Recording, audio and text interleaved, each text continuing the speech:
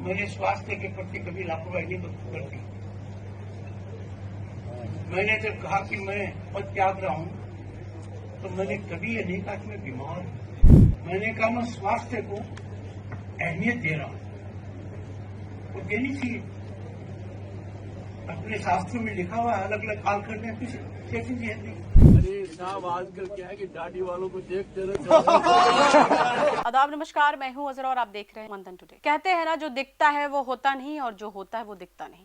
आज भारतीय राजनीति से जुड़े एक ऐसा वीडियो सामने आया है जिसने एक बार फिर कई दबे हुए सवालों को जिंदा कर दिया है। संसद के बीच सत्र में अचानक और रहस्यमय तरीके से इस्तीफा देने वाले पूर्व उपराष्ट्रपति जगदीप धनखड़ का बयान अब बड़े राजनीतिक संकेत दे रहा है। हम बात कर रहे हैं देश के पूर्व उपराष्ट्रपति जगदीप धनखड़ और उनके इस्तीफा की।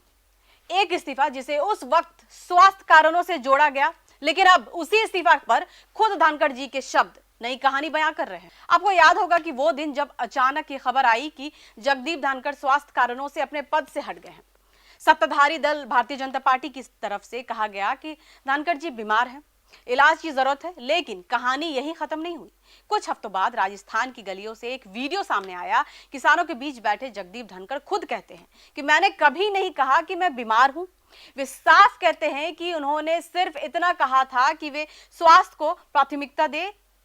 तो सवाल उठता है कि अगर वे बीमार नहीं थे तो उन्हें बीमार क्यों बताया गया। इस नए वीडियो में एक और बात लोगों का ध्यान खींचती है। धनखड़ जी कुछ कहते कहते रुक जाते हैं, फिर अचानक उनकी बातों का रुख शास्त्रों और परंपराओं की ओर मुड़ जाता है।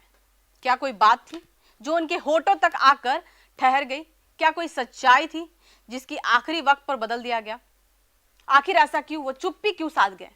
इतना ही नहीं, राजस्थान के चूरू से एक और वीडियो सामने आता है और जहां उन्होंने कहा कि धनखड़ जी का एक वीडियो बड़ा सोशल मीडिया पे वायरल भी हो रहा है। आप देखेंगे कि व्यक्ति से बात करते हुए हंसकर कहते हैं कि आजकल दाढ़ी वालों से देखकर ही डर लगता है। ये मजाक था या राजनीति की तरफ एक इशारा?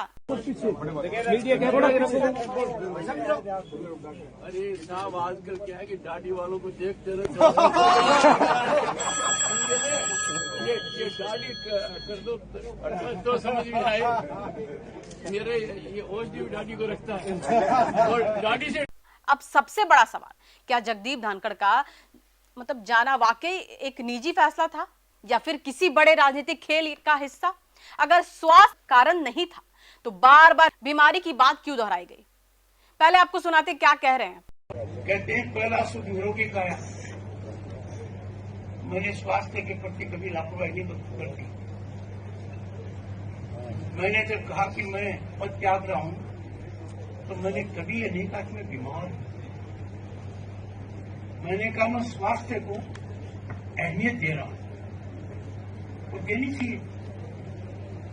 अपने शास्त्रों में लिखा हुआ है, अलग अलग काल करने कुछ कैसी जी है।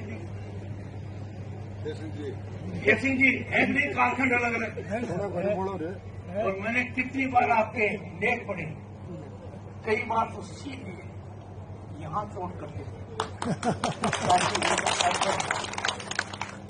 तो मैंने भी कई बार ऐसी बातें कही तो लोगों के को चोट करेंगे। तो कहते हैं सच कितनी भी गहराई में दफन हो, एक दिन बाहर आ ही जाता है।